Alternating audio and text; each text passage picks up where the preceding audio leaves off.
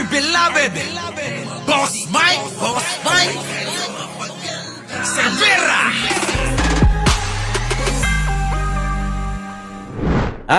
Si mga Diskaya, mga kababayan ko. Nako, yung pong 73. Oo, 73 na sasakyan, mga kababayan ng mga Diskaya, pinris na naman. Oo. Nabukod po yung una, no? Yung una kasi nasa 28 yata yon. Oo, ngayon ho mga kababayan, 73 na mga malulupit na sasakyan ng mga Diskaya, pinris. Oo, pinris ng gobyerno. Eto na, pasok! Pounds, frozen na rin ang 73 sasakyan ng mag-asawang Curly at Sara Diskaya. Nako. Suspetsang binili ang mga ito gamit ang kickback sa DPWH projects. Nako. Sa dokumentong nakalap ng Billionaire News Channel, 23 sa nasabing bilang ay luxury models. Grabe mga kababayan, 73 po. Oo, ng inamla mga kababayan. Oo, yung 73 naka-freeze ngayon. Dami niyan. Yung pong Rolls Royce na merong payong at marami pang iba. Mercedes. Opo, nako, dami magagara.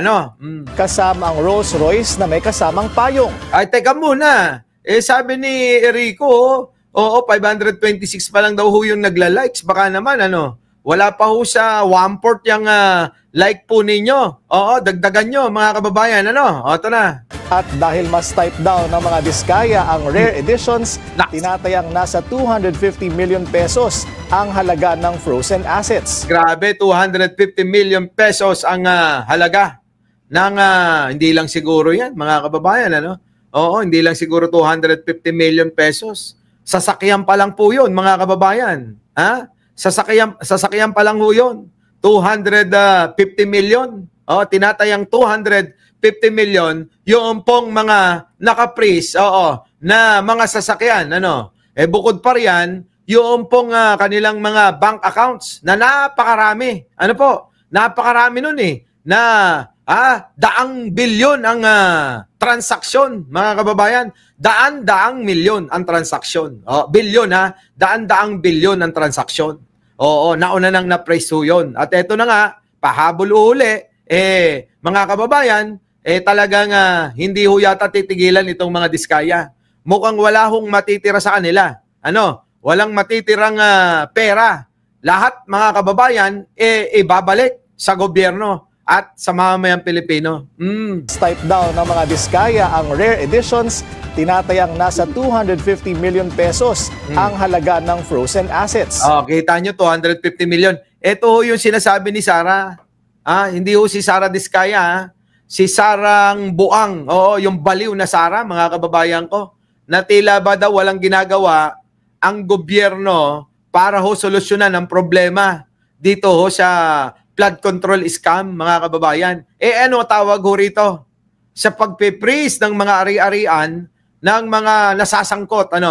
Kasama na ho dyan, mga kababayan, yung pong mga district engineer, regional director dyan sa DPWH, mga kababayan ko, nakakutsaba ng mga politiko at ng mga negosyanteng kontraktor na katulad ho nitong sila Sara Diskaya. Kita nyo, mga kababayan ko.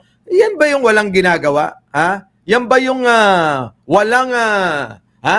walang tinatrabaho ang gobyerno? Ang dami na nga hong mga na-freeze na mga pera, asset, at pati na rin mga sasakyan netong mga Diskaya.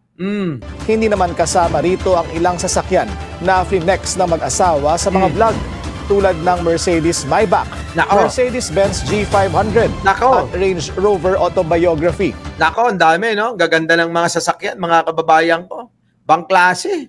Bangklase. Kung araw-araw lang ninyo lilinisan yan, kulang yung isang araw.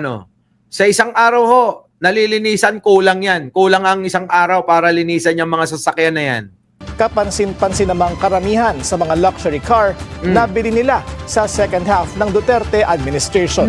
Yan na, mga kababayan ko.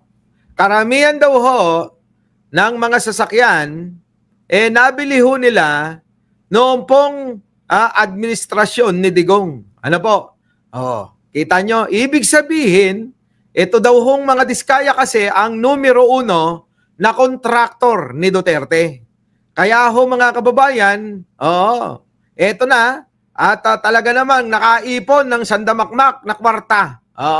Noong panahon ni Duterte.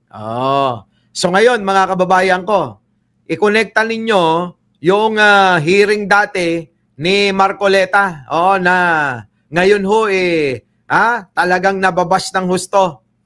Sabi ni Marcoleta mga kababayan ko, ang kanilang ilabas lang na dokumento yung panahon lang ni Pangulong Bongbong.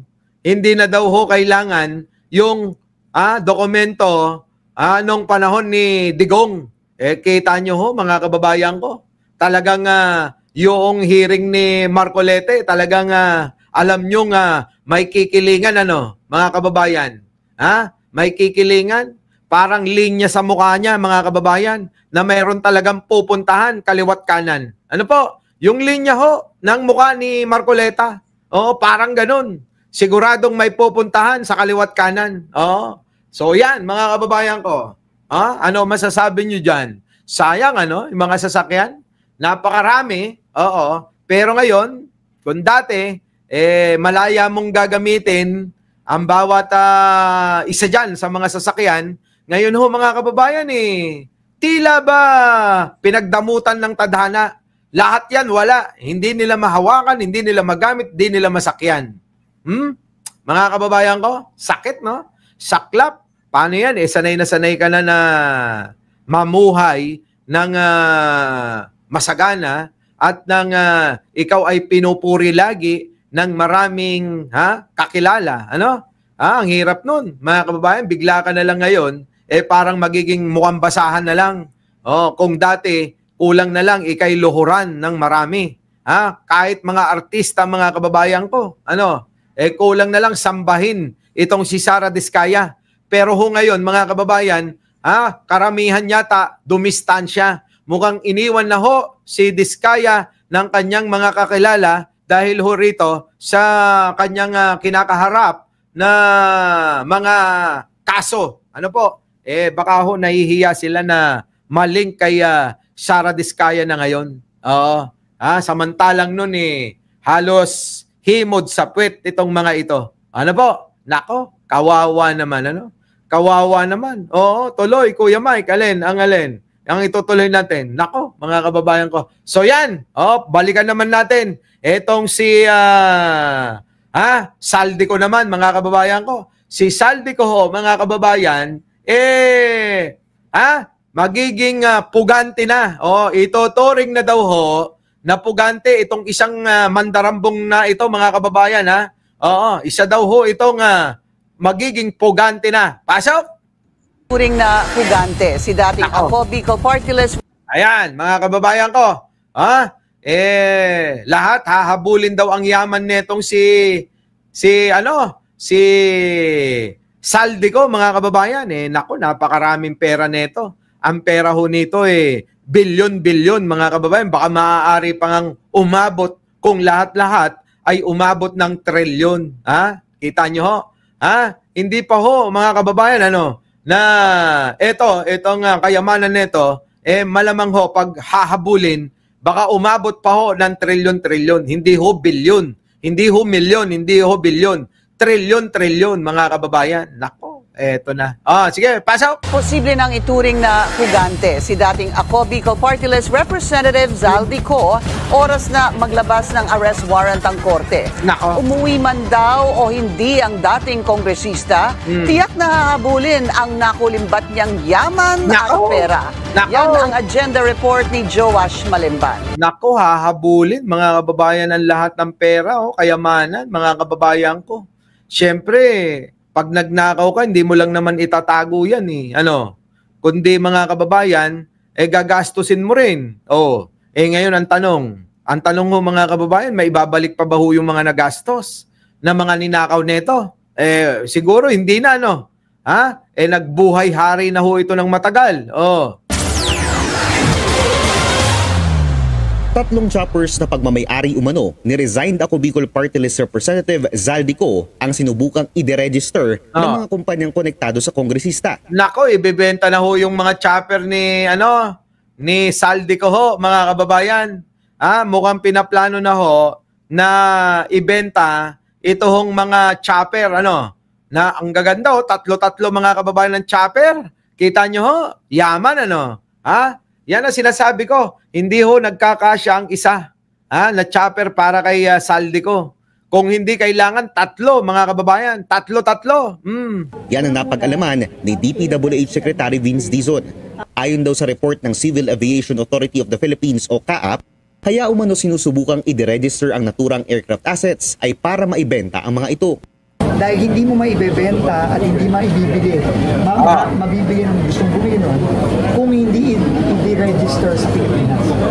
Ang maganda, napigilan natin yung pag-register. At with standing order na ang CAAP, na lahat ng air assets na in-identify natin, hindi pwedeng i-register. Nako, patay. Hindi na magagalaw ni Zaldico, mga kababayan ho, yung mga chopper, Yari na. Mga kababayan ko, yan ba yung walang ginagawa ang gobyerno? Yung mga Diskaya, etong si Zaldico, mga kababayan, ay talaga naman, talaga naman hong tinatrabaho ng gobyerno. Tatlong chopper, mga kababayan, Kabilang sa 4.7 billion pesos worth of aircraft assets ni Ko. Nako, 4.4 billion, mga kababayan ko, sabi ko sa inyo Billion ho ang usapan. Oo, kaya nga kung susumahin natin ang pera ni Zaldico, baka ho trilyon ho ang pera niyan. Ang isang Gulfstream 350 na nagkakahalaga ng 36 million US dollars. Grabe, 36 million US dollars so yan, mga kababayan I-times nyo ho sa 58.1, 58.2. Kita nyo? I-compute nyo kung magkano. 36 million ang halaga. Tapos times po ninyo sa 58.2. Naku, mga kababayan, daming pera. Na nagkakahalaga ng 36 million US dollars. At dalawang Augusta Westland AW139. Grabe, mga kababayan, Augusta Westland, 16 million, mga kababayan, dalawa. 32 million ito, 32 million. Times 58 ho uli, mga kababayan. Grabe, tindi ho, daming pera. 8 na 16 million US dollars each. Kasalukuyang nakabinbin sa Anti-Money Laundering Council ang request ng DPWH na i-freeze ang assets na ito. Una nang sinabi ni Justice Secretary Boying Remulla na duda siyang uuwi pa voluntarily si Ko. At malabo na ho yan Malabo na. Nauuwi pa si Ko. Malabo na ho yan. Sa tingin nyo, uuwi pa itong si Zaldico? Malabo na ho. Oo. Marites Musne. Malabo na. Malabo. Posible raw na itaas sa fugitive ang status nito oras na mag-issue ng arrest warrant ng korte. Yan. Isa si Ko sa top beneficiaries umano ng flood control anomalies at budget insertions. Umuwi man o hindi, hahabulin daw ng gobyerno ang assets ni Ko. Nako, mga kababayan, di lahat ho ng pag-aari niya sa Pilipinas, yari balita ko ho, mga kababayan, meron hong resort ito, si Zaldico, na napakaganda, mga kababayan ko. Oo. May isla ho si Zaldico Ano po, mga kababayan? Ang dami. Paano ho yung mga bahay? Paano po yung mga negosyo? Paano po yung pag-aaring mga diyan sa may mga kasi-kasino? Nako, mga kababayan, ang daming pera ho nito. Oo. Ang pinag-uusapan ho rito, mga kababayan, hindi ho milyon, hindi ho bilyon. Baka ho trilyon ang pinag-uusapan, mga kababayan. Ngayon na nag-file ng ICI sa Ombudsman, we will ask for the freezing of all these assets, bank accounts, real property, air assets, potential sea assets, lahat. Land assets. Lahat, mga kababayan. Oo, lahat. Oo, lahat ng mga assets, mga kababayan. Sasakyan. Yan, tulad ng mga air asset, mga helicopter, mga aeroplano, jet. Ano po? Lahat ng mga lupa, lahat ng mga pera sa bangko, bahay, building, negosyo, lahat yari, mga kababayan. Freeze ang ari-arian ni Zaldico. Yari, no? tingin ko mga kababayan, kapag kaho eto'y napauwi, nako, mga kababayan ko, tingin ko magsasalita na to kung ganyan lang din, no? Kung ganyan lang din ang mangyayari na ako'y gagawing pulubi dahil uubusin lahat ng kanyang ari-arian, mga kababayan, sigurado ho. Oo. Magtuturo na ho si Saldico. Sana, no, mga kababayan, ano? Sana, ituro lahat. Tapos bawiin din lahat ng mga pera ng mga hinayupak na mga ituturo ni Saldico. Ano po? Una dyan siguro, pati mga Duterte, ituturo din Ano po? Hindi lang ho yung mga sangkot ngayon. Oo. Kung hindi, pati ho yung mga, pati ho yung mga panahon ni Digong, ano po, na mga kumikback sa mga proyekto na yan. Lahat yun kay Kabuyan. Samantala, opisyal nang nanumpa ang mga bagong talagang undersecretary ng DPWH. Sina Aray Perez bilang bagong USEC for Operations. Ako, may mga bago na ho, mga kababayan ng mga empleyado ng DPWH. Sana lang ho ay hindi mga magnanakaw itong mga ito, mga kababayan. Kasi kung magnanakaw din itong mga ito, wala rin pagbabago. In charge of convergence projects and technical services. Arthur Bisnar bilang USEC for Regional Operations, Charles Calima Jr. bilang USEC for Special Concerns, Ricardo Bernabe III bilang USEC sa Office of the Secretary, at Samuel Turgano bilang USEC for Legal Services. Sila ang tinaguriang clean-up crew ni Secretary Dizon. Clean up, panlinis mga kababayan, sana nga, malinis. Gitna ng isa sa mga pinakamalaking corruption scandal sa kasaysayan ng bansa. Para sa agenda. Yan, mga kababayan ko. At least may nangyayari, At least talagang seryoso ang gobyerno ni Pangulong Bongbong para mapanagot ang lahat ng may mga kinalaman at sangkot sa flood control scam at marami pa hong ibang mga proyekto dyan po sa DPWH. Our beloved Boss Mike!